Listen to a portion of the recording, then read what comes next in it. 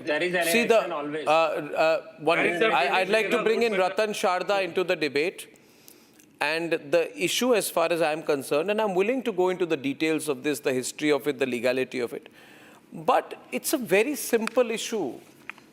Hindus are being told that you do not have the rights to carry out your own religious activities. And I said on my program today that I think Tamil Nadu is what, 85% Muslim or more, Hindu or more? Pulla? More than 85% Hindu. Okay, now we are told that Hindus must forego their rights to have their own religious practices. It is as clear as that. We are in majority. Yes. We are supposed to seek court appeal every time there is a festival. You have to go to courts or you have to seek police protection. No other religion needs police protection. No other religion goes to court, and no other religion is attacked by the majority community when they celebrate festivals. And this is not the first time. The entire ecosystem of DK is built on British support by supporting a fake theory of Aryan-Indonesian theory, Dravid-Aryan divide, which was disproved scientifically time and again. But they live on that theory. You may remember that in olden times, Rama's procession was taken out. They were beaten with chappals by DK supporters. And then finally Hindus rose. It was not Mohanji at that time. Hindus rose. The Hindus were the one, they protested, they fought against it. They fought against the ban of the Vinayaka dispersion in the sea. Now the Vinayaka procession is the biggest in India, in Tamil Nadu. That's the power of Hindus. Nilakkal Temple, 1983. Church tried to plant crosses all over the route which goes to Sabrimala. Hindus rose again, which Hindu preachers stood there, and the crosses had to be removed. Then we have Sabrimala, where again these people used the screen of courts to stop Hindu practices, and again people hit the street, and now you see what is happening.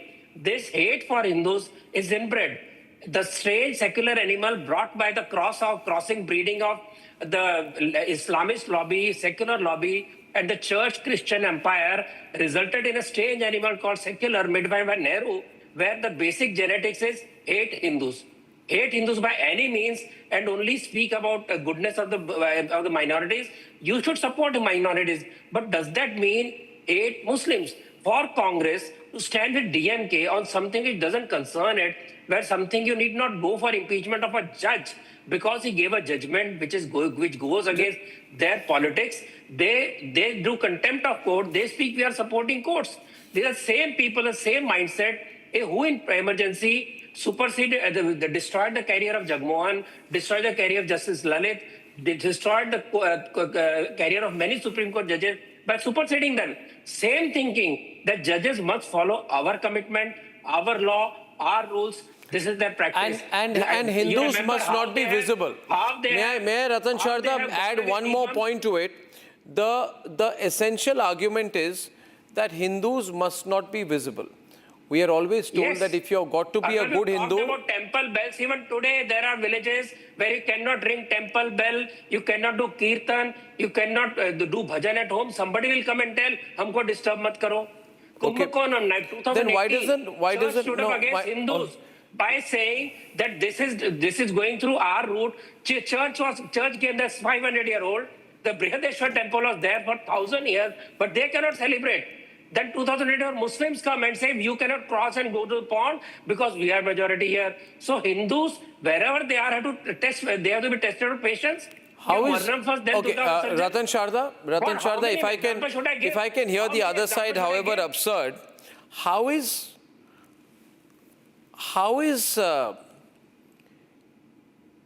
Hindus worshipping in their own way provocative? Pulla, explain this to me. Problem with music. I'm asking Pulla, please. Ratan Sharda, just 1 minute. Let me hear the other side. Then only we'll be able to counter it. No? Okay, I don't think there is any objection. You have given a very powerful set of words. You delved into history, but not fully. Your government doesn't listen to the courts.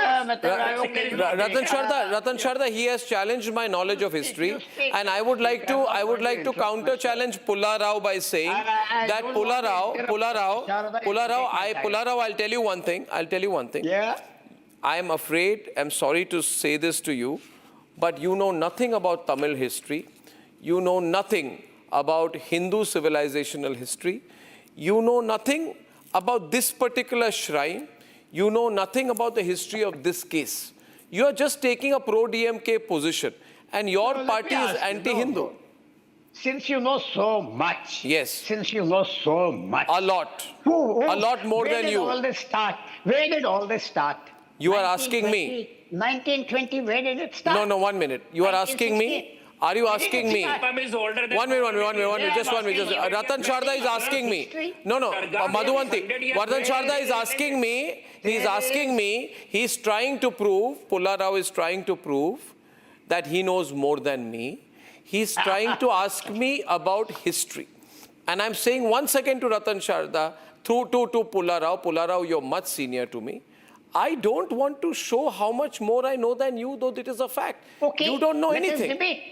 Let us debate. What are you asking? Let me say a couple of words. Let me say a couple of words. No, ask me.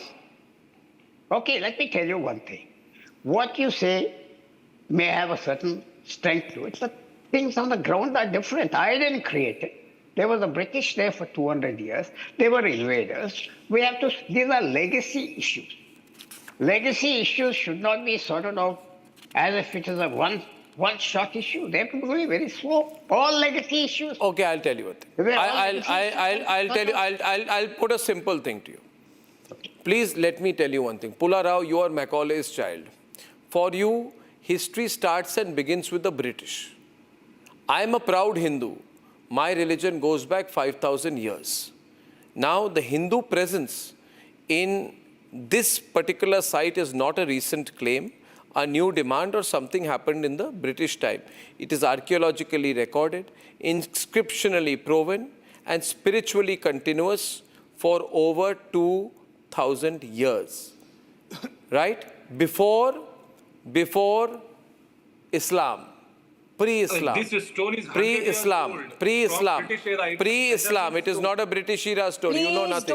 Pre-Islam, pre-British. And this is one of Tausif. On a survey stone. He's lying through his teeth, Arnabji. I mean, there's a limit to lying on national television. This is not a survey stone, for God's sake.